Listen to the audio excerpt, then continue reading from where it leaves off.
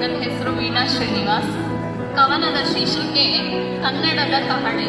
ನಡುನಾಡೆ ಇರಲಿ ಗಡಿನಾಡೆ ಇರಲಿ ಮೊಳಗಲಿ ಕನ್ನಡದ ಕಹಳೆ.